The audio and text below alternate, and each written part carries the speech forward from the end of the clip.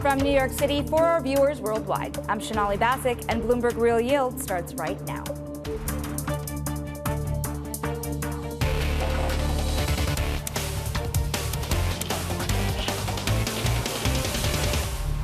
Coming up, Fed officials repeat the mantra that they're in no rush to cut rates. And investors send Treasury yields to 2024 highs this week as they reprice the rate path.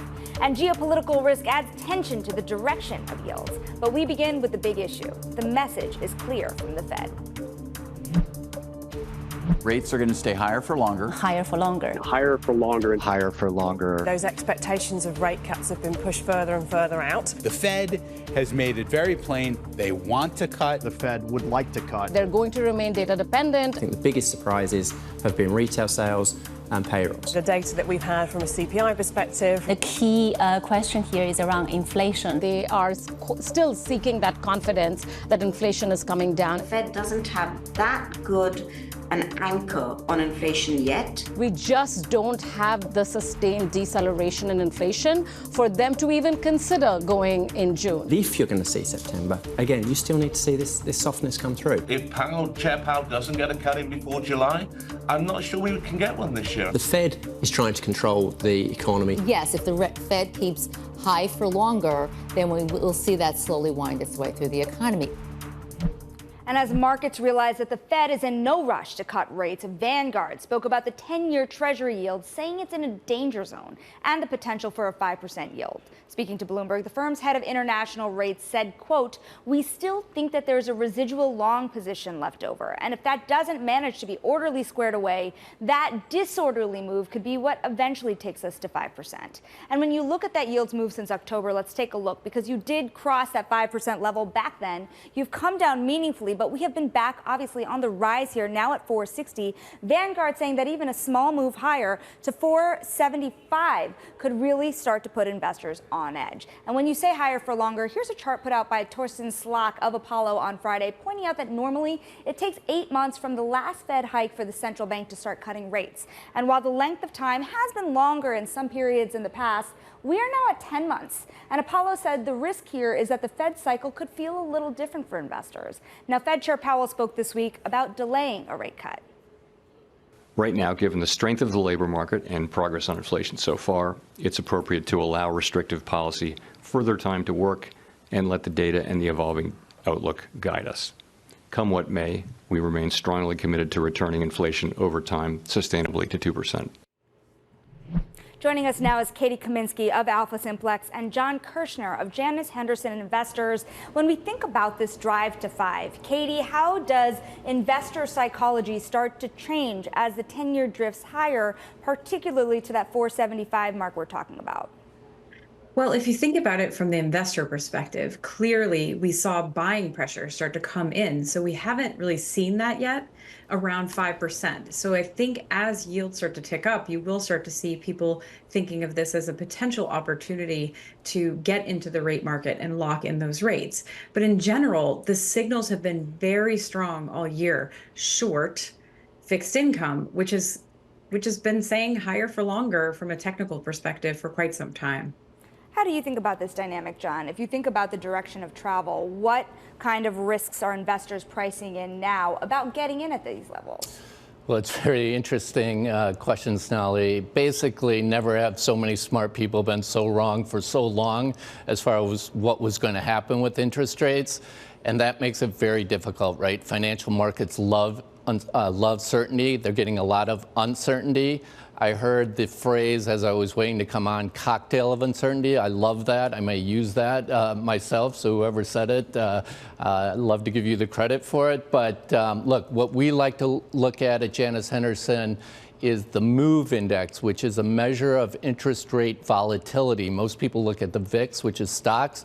MOVE is bonds. Normal levels for that is 60 to 80. Got up to 200 a year ago with Silicon Valley Bank. Came all the way down to 86. Now it's back up to 109. That's telling you the markets don't really know how to react to this volatility. Well, it begs the question whether 5% is even dangerous sometimes. Katie, if you think about the buying pressure that's not coming around this time around, do you think that there's a risk here of a further sell-off, especially when you think about the longer ends of the curve? Oh, definitely. And I think from a non-equity investor perspective, more of a cross-asset perspective, we've really seen the theme of sticky inflation and potential for higher for longer for quite some time. And this makes sense. I mean, going back to what John just said, we have seen continued high volatility in fixed income. We've also seen continued persistent positive correlation between stocks and bonds. That's very consistent with other periods of history where we saw inflation as a dominant theme. In an inflationary environment, it's very uncertain at which point yields are going to move, and it also puts a lot of pressure on fixed income. So I think that we're going to see potential for that being higher, and that's going to be more of a new normal for at least some time. What's the read through for risk assets? When you talk to clients, John, how is this changing the way that they're putting money to work even outside of safer treasuries? Right. Clients want solutions, right? That's what we're in the business to do. A lot of people know me as one of the portfolio managers on our AAA CLO ETF, JAAA or JAAA. We just crossed the $8 billion mark for that ETF, almost $3 billion inflows so far year to date. What we're telling people is what you want is high quality, floating rate. Don't worry about interest rate volatility. You're getting close to a 6.5% yield. This is the ideal solution for many investors that are worried about interest rate volatility. It comes in an ETF wrapper, so the investors get the liquidity, transparency, and tax advantage, and low fees, probably most important, that most investors want. Katie, you think about the geopolitical tensions that have been brewing in the Middle East, and you look at the bid that has been in the bond market. It has waned, that bid, even in the shorter end of the yield curve today. But what kind of role do treasuries play in an era of elevated geopolitical uncertainty? This is a very important question because we have seen persistent positive correlation between stocks and bonds, meaning that bonds and stocks have been very focused on inflation and the role of inflation in that relationship. But what's interesting now, you are starting to see, especially with geopolitical tensions, a little bit of risk-off type behavior today and maybe yesterday, but that has been absent from most of the moves this year. And I think this is very important for investors because we have lived in an era where stocks and bonds have that risk-off property. So if we should have a more challenging environment, we're hoping that they would help us on the long side, but they haven't really demonstrated that most of this year so far. It's an awkward dynamic because even when you see that kind of flock to safety, do you consider, John, treasuries safe anymore given the volatility we've seen in them? Well, they're obviously safe from a credit perspective. What we would tell investors, if you want a little more interest rate duration or sensitivity in your portfolio, you should actually look at agency mortgages, also basically government guarantee, and you're getting about 100 to 150 basis points more yield. But if you're really concerned about this interest rate volatility, which doesn't seem to be going away, again, we would go back to high quality floating rate fixed income like AAA CLOs and our JAAA ETF. We're talking so much over the weekend here about the House advancing an aid bill here. But Katie, as the Treasury looks to refinance, what kind of new pressures does that put on the Treasury market? Well, I think the challenge is that we definitely still have a very large deficit, and that hasn't come down since COVID. So that is even further pressure on the issue that we don't probably want to start cutting soon because we could end up with more inflation. And I think that's what's really holding the Fed to some degree, is that the challenge is if you could actually unleash more inflation, that would be a very, very disruptive environment. Let's also add to the fact that we've seen commodities start to tick up and the disinflationary trend there starting to kind of create worry. So I think we really have to think that this could be a scenario that we have to avoid. Well, there are the things the Fed can control and there are the things that they can't control. UBS warning that Fed hiking rates to 6.5% is even a risk. Do you believe that, Katie? I think all things are possible, particularly for those of us that watch the commodity markets. And what we've seen geopolitically recently is definitely adding to that particular concern. If you look at oil prices, you look at copper prices, gold prices, all of these particular industrial-based metals as well have really ticked up. And that tells us that, we're not really to this 2% anytime soon, which means that we do really need to think about higher for longer. So, John, what is the trade at this point? You saw investors really recalibrate their expectations for rate cuts. Even some start to think about what a hike would look like. Where do you position from here? Yeah, I like how you phrase that trade. We tell investors, don't think about trades, think long term, right? A lot of uncertainty in the market. Don't try to time the market. A lot of people thought, I'll just stay in cash, I'll be good. And then we saw at the end of last year, rates rallied, they missed that. A lot of people thought equities were going to be great this year. They have been good, but if rates keep going up, equities are in trouble. Stick with your asset allocation. Trust what your advisors are telling you. Don't think about the day-to-day volatility. Think about right now, yields are high. Real yields are very attractive. Take advantage of that in your portfolio because this is, some of the best return opportunities we've seen in 15 years in fixed income. Katie Kaminsky and John Kirshner, we thank you so very much in a very complicated market. Now we're going to bring you some news because the House earlier today announcing that they have enough procedural votes to advance an aid package for Ukraine, including a provision to force TikTok's parent company to divest. Bloomberg's Kaylee Lyon joins us now. How do you think through the events of the weekend upcoming? Well, Shonali, it certainly is going to be a working weekend for Congress. What the House did today was pass a procedural vote that will allow final passage for this $95 billion foreign aid package throughout the day tomorrow, Saturday. It's 4 separate pieces of legislation, one bill with more than $60 billion in military aid to Ukraine, another with billions of dollars for aid for Israel, another for the Indo-Pacific, and then the so-called sidecar package, which includes repo, the taking of frozen Russian assets that could be used to advance Ukraine's war effort, as well as that TikTok bill, which is slightly amended to what had initially passed the House, now allowing ByteDance up to a year to divest it or be banned in the United States. Now, this was passed with a massive bipartisan majority, more than 300 votes, 316 for, only 94 against, more Democrats voting for this measure than Republicans. So once again, we see the House Speaker Mike Johnson relying on Democratic votes to get things over the finish line. Now, because of that, Mike Johnson does face a threat to his speakership. Congresswoman Marjorie Taylor Greene has long said that if Ukraine aid goes to the floor of the House, she would act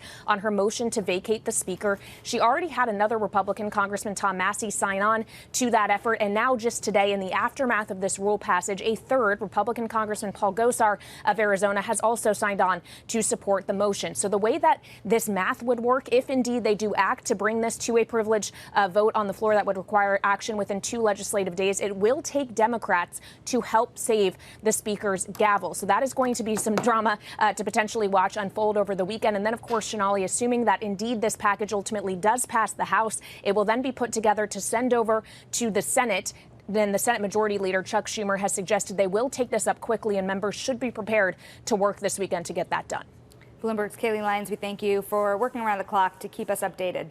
And up next, we're going to talk about the auction block because the high-grade market sees its slowest week of the year. But the big U.S. banks make up the difference with billions of dollars in volume. Details up next on Real Yield on Bloomberg.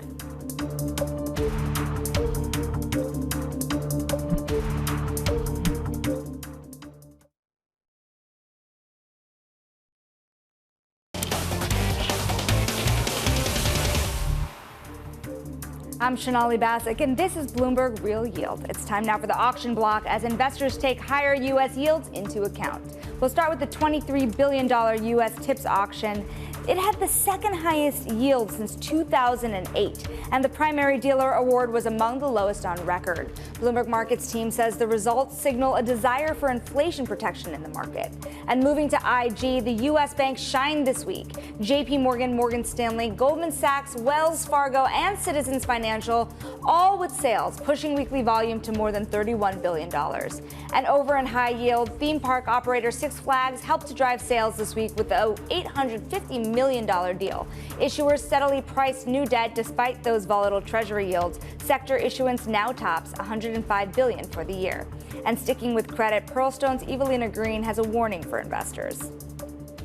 I wouldn't be surprised to actually see the market come down here, especially again as it pertains to credit. What we have seen at the beginning of this year is yields stay pretty flat, even though rates have continued to come up, and as a function of that, spreads have been compressed. Yeah. I do think that we're going to see a little bit of a catch-up, and I think that that will lead to a correction in terms of credit markets, and not only, again, the more leveraged structures, but also, again, investment-grade companies, which is, again, what everybody chased when rates started coming down from a spread point of view. Ty Wallock of Atlas Merchant Capital joins us now. You saw almost an insatiable demand by many metrics to start off the year, from spreads to issuance, and you saw that floating into riskier parts of the market. How do you feel about that now, given that rates are seemingly staying higher for longer? Yeah, first of all, thank you for having me, Sonali. It's great to be here. I completely agree with Evelina. In our Atlas Merchant Capital credit strategy, we focus on below investment grade credit and distressed credit, and we think there are a lot of opportunities now, and there's going to be a growing number, precisely because what she's talked about. Yields are higher for longer and look pretty attractive, but spreads remain pretty tight. If you look historically, spreads are near the 10-year tight levels in the high yield market. And 8% looks great for high yield, but when you can get a treasury at 5, it's a little tight. So we think there's room for that to correct, and we generally like floating rate assets better today. I'm really curious about the riskiest parts of the market, because a lot of folks in your market say the distressed opportunity hasn't been there in a long time. How much is that opportunity growing? Yeah, it's growing a lot. I mean, if you look after COVID, there were very few defaults in 2021, and that they grew in 2022.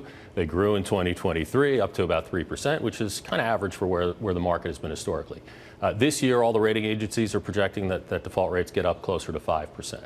And that's really a reflection of where rates are. A lot of that stress that will become distressed is rate driven, because when you have companies that borrowed a lot of money over the last 10 years when capital was really cheap, they set up over-leveraged capital structures that are all of a sudden, when rates are up several hundred basis points, if they have floating rate leverage or they have fixed rate leverage that needs to be refinanced, they're going to feel a cash flow squeeze. There are a lot of investors that are sitting around here saying the economy is so strong that they're willing to get into these riskier parts of the market. Do you think they're missing something? Well, I think there is going to be a great opportunity in distressed credit. I think active management is really important, because you're going to have to pick your spots.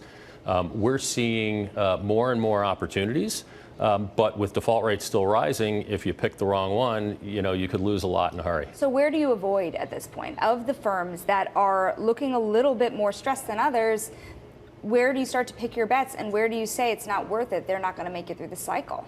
We spend a lot of time on stressed and distressed companies trying to figure out who's going to be able to refinance and who's not. And it's not just about whether their operating performance and their cash flows are there. There's a lot more analysis that has to go into it. It's looking at their existing debt, looking at what their covenants allow, looking to see if they have any unpledged assets, their ability to refinance, looking at who are the existing holders and what are their motivations. There's a lot that goes into looking at distressed assets besides just how the cash flows are doing at the current time. It's interesting. There's a lot of question about how people play so nicely together until the chickens come home to roost. Do you think that it's going to get tough among creditors out there? They call it creditor warfare, they say. Yeah, there's, you call it creditor and creditor violence. You could call it liability management, however you describe it. There is a growing trend of people trying to take a bigger piece of the pie instead of trying to expand the pie. That's probably the biggest difference in the business since I got into it 25, 30 years ago. But it is what it is. It just means you have to know what you're doing. You have to be able to read the documents. You have to understand what existing creditors are allowed to do, what the issuers are allowed to do in terms of peeling off assets, in terms of layering on debt that's senior secured to you, et cetera. What keeps you up at night at this point, given that the economy has still been holding up? What turns some of these situations from a 5% default rate across the cycle to something much worse? It's an interesting question. I don't know that it gets that much worse, because the economy is actually still pretty good. In this environment, there seems to be a reversal of good news and bad news. Every time there's a little soft news from the economy, the market goes up because they think the Fed is going to cut rates sooner. By the way, our house view at Atlas Merchant Capital has been for a while that we're going to be higher for longer. I think the market is starting to come around. The Fed has been very data-driven, I'd say, and the data indicates that the economy is still robust. So I'm not as worried about that. I am worried about spreads in the high yield market, and I think that at tight spreads, that could really correct. And what I think people fail to realize is that when the economy does slow, rates will come down and people get excited about fixed income. But high yield, spreads tend to widen when the economy softens. And historically, that's the case, and that more than offsets the decline in Treasury. If you think you might see some of that widening and some of the stress start to hit the system here, how much money are you really willing to put to work today thinking it could get worse tomorrow? So it's a good question. There are spots you can pick, and we're really excited about floating rate debt today. I heard your last guest talk about floating rate opportunities in the CLO market. We're buying a lot of leverage loans, below investment grade loans, but they're secured. They're generally 50% loan to value, and you can earn yields of 10% plus versus the high yield market, which are unsecured bonds. On average, are yielding 8% plus. So we actually have a number of situations where we have long short positions on, where we're long the secured term loan and short the unsecured bond of the same company, and actually making more money on the long than the short. It's not supposed to work that way, right? You're supposed to get paid more when you take more risk. That is how you make a market. Ty Wallock of Atlas Merchant Capital, we thank you for keeping an eye on everything that's a little bit riskier. Now, still ahead, the final spread, the week ahead, key U.S. data points, including GDP and PCE. This is Real Yield on Bloomberg.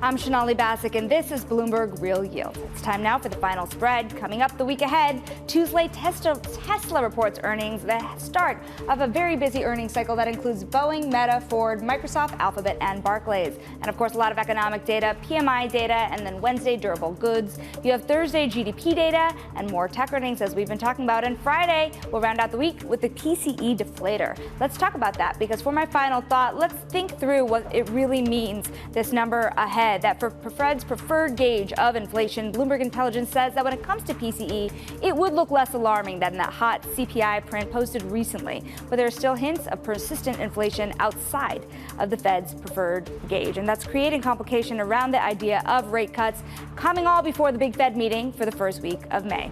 Now, from New York, that does it from us. Same time, same place next week. This was Bloomberg Real Yield, and this is Bloomberg.